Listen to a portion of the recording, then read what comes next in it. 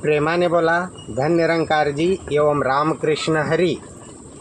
खरं तर तुम्ही बऱ्याच लोकांच्या मुखातून ऐकलं असेल, अगदी अनादी काळापासून म्हणा, प्रत्येकाच्या मुखामध्ये एक गोष्ट नक्की तुम्ही ऐकता.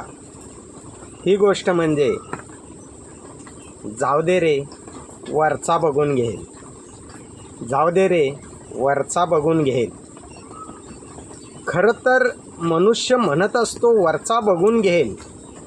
आता वरचा बघून घेईल ही लाईन जरी खरी असली तरी तो बोलता बोलता बोट वरती करतो, त्यामध्ये त्याचा अज्ञान सिद्ध होतं. कारण वरचा याचा अर्थ केवळ तो वर आहे असा होत नाही आहे. आता तुम्हाला अजून समजावून सांगायचं म्हटलं तर एक उदाहरण सांगतो की एक भली मोठी कंपनी आहे. त्या कंपनीमध्ये 2 लेबर वर्कर त्यांची जोरजोरात भांडणं झाली. आता ते मॅनेजमेंट सांभाळू शकत नाही, एवढी मोठी भांडणं झाली. तर ते मॅनेजर आणि मॅनेजमेंटचे असणारे बाकीचे अधिकारी ते एकमेकांना म्हणतायत, अरे आपल्या हाताच्या बाहेर गेलेली केस आहे, तर ते वरचे बघून घेतील. आता वरचे बघून घेतील म्हणजे काय, तर कंपनीचे जे डायरेक्टर आहेत, मालक आहेत, ते बघून घेतील. कारण वरचे म्हणजे ते त्या अधिकाऱ्यांपेक्षा वरिष्ठ आहेत म्हणून वरचे. तद्वतच त्याचप्रमाणे ठीक त्याच पद्धतीने हे विश्व एक कंपनी आहे आणि या कंपनीमध्ये जर हाताबाहेर जाणारी कोणती केस असेल तर माणूस पटकन म्हणतो वरचा बघून घेईल. म्हणजेच या विश्वरूपी कंपनीचा मालक सर्व विश्वापेक्षा वरिष्ठ आहे म्हणून त्याला वरचा म्हटलं जातं, ना की तो वर राहतो. आम्ही अज्ञानामध्ये बोट करतो वरती. अहो जर तो वर असता तर कपाटामध्ये कितव्या नंबरच्या फळीवरती किती नंबरच्या डब्यामध्ये साखर आहे हे मुंगीला कसं काय माहिती. जर तो वर आहे तर मिठाईचा तुकडा जर जमिनीवर पडला तर पटकन मुंग्यांना हजर करतो. जर तो वरच फक्त आहे तर मग अंगसंग असणाऱ्या सगळ्या सृष्टीला कोण सांभाळतो. अहो तो वर नाही आहे, तो फक्त सर्व विश्वाला बनवणारा निर्माण करता विश्वविधाता आहे. तो विश्वाचा मालक आहे म्हणून तो वरिष्ठ आहे, म्हणून त्याला वरचा म्हटलं जातं. आम्ही अज्ञानामध्ये बोट वरच करतो. अहो तो अंगसंग आहे. हे का आम्ही बोट वरती करतो तर ते आमचं देवाबद्दलचं अज्ञान. देवाची परिभाषाच आम्हाला समजलेली नाही आहे. देवाची व्याख्याच अशी आहे की उत्पत्ती, स्थिती आणि लय ज्याच्या सत्तेने होतं ना त्याला देव म्हणायचं. म्हणून इंग्रजीमध्ये देवाला गॉड म्हटलं जातं. GOD, गॉड म्हणजे देव.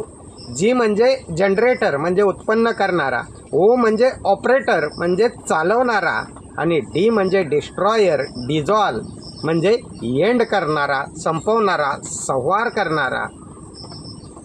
म्हणून त्याला GOD गॉड म्हटलं जातं. तो देव आपल्या अंगसंग आहे. म्हणून जगतवंद्य, जगद्गुरू, जगतमान्य, देहू निवासी संत शिरोमणी तुकोबाराय देवाची परिभाषा सांगताना म्हणतात, पाहू जाता एक देव तेने निर्मिले चराचर, सूर्य चंद्र तारे सारी त्याचीच लेकुरे, अन्न पाणी तोची देतो, प्रेमे सर्वा सांभाळितो, भावे बसा त्या देवा, तुका म्हणे सर्व सुखाचा ठेवा. तुकोबाराय म्हणतात की भावे भाजा, चांगल्या भावनेनं त्या देवाला भाजा की जो सूर्यचंद्र तारे आप तेज वायू पृथ्वी आकाश सर्वांना निर्माण करून जगवण्याचं कामसुद्धा तो एक प्रभू परमात्मा करतो, एक ईश्वर करतो. जो आपल्या अंगसंग आहे, जेथे जातो तेथे तू माझ्या संगती, चालविशी हाती धरोनिया. म्हणताय ना मुखाने देवाचे करणे आणि नारळात पाणी, म्हणताय ना मुखाने देव तारी त्याला कोण मारी, म्हणताय ना मुखाने आले देवाजीच्या मनात येते कोणाचे काय चाले ना, म्हणताय ना मुखाने त्याच्या सत्तेशिवाय झाडाचं पानसुद्धा हलत नाही आहे. मग तो फक्त वर कसा असू शकतो? ते आमचं केवळ अज्ञान आहे. म्हणून म्हटलंय की कोणी केली गर्भाची रचना, ठाऊक नव्हते दोघे जना, कोणा म्हणशी बाप माय, कोणी दिले हात पाय. जेव्हा आई होती तानी तेव्हा कुठे होता प्राणी, जेव्हा बापच होता बाळ तेव्हा कुठे कंटीला काळ. 9 महिने आईच्या पोटी कोणी पुरवली तूप रोटी, तुका म्हणे सावध होई शरण जाई सद्गुरुशी.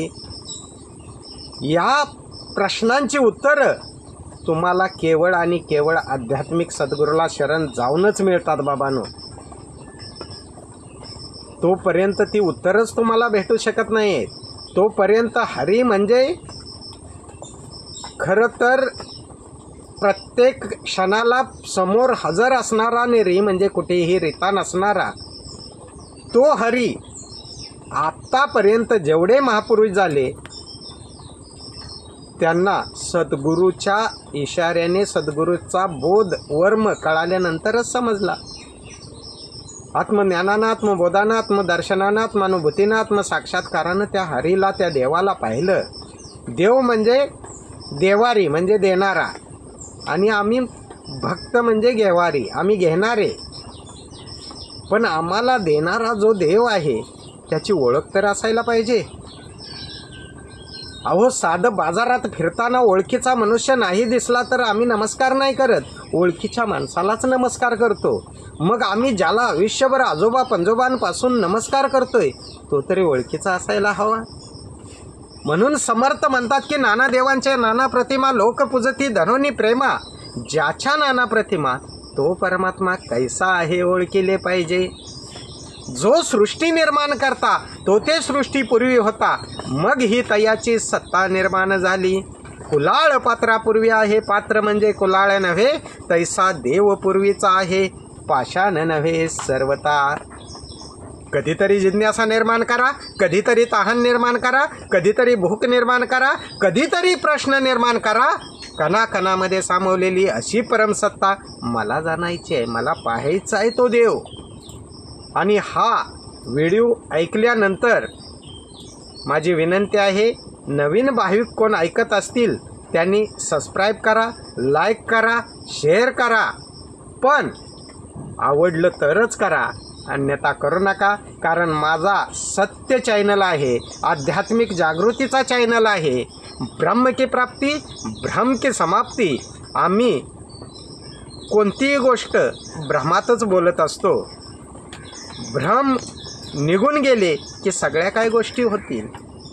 अहो, किती मोठे भ्रम आहेत. लिंबू मिरची आम्ही हप्त्यावर गाडी घेतलेली असते, 1000 रुपये त्याचा हप्ता भरतो, इन्स्टॉलमेंट 5000 रुपये दिलेलं असतं, तरी आम्ही लिंबू मिरची बांधतो. रिक्षाला आम्ही लिंबू मिरची बांधतो. अहो, 1 करोडच्या मर्सिडीजला कोणी लिंबू मिरची बांधत नाही. मग तुम्ही मला विचार करा, सांगा की त्या हप्त्यावर घेतलेल्या 2.5-3 लाखाच्या रिक्षाला नजर लागेल की 1 करोडच्या त्या मर्सिडीजला नजर लागेल? जर अशी संकट लिंबू मिरचीनं जर जात असती तर अहमदाबाद विमानाचा जो हादसा झाला ते विमान उडण्याआधी लिंबू मिरचीच पुढे बांधली नसती का? अहो, किती मोठं अज्ञान आहे, किती मोठा अंधार आहे. आज जगामध्ये तेच अज्ञान दूर करण्याचं महान कार्य समयाच्या वर्तमान सद्गुरू माता सुदीक्षाजी महाराज अर्थात निरंकारी माताजी करताय की माणसा, तू अज्ञानातून ज्ञानाकडे चल, अंधारातून प्रकाशाकडे चल आणि देवाच्या मूर्त रूपापासून अमूर्त स्वरूपाकडे चल. म्हणून माऊलीने म्हटलं की अव्यक्त निराकार नाही जा आकार, जेतून चराचर हरीची भजे. आणि तो चराचर निर्माण करणारा हरी आज इशाऱ्याने दाखवण्याचं महान कार्य संत निरंकारी मिशन करतंय. बाबांनो, या श्रद्धेचा नमस्कार करा आणि स्वतःचा यहलोक आणि परलोक सुद्धा सुखी करा. बाबांनो, प्रेमाने बोला. धन्य निरंकारजी. ओम राम कृष्ण हरी.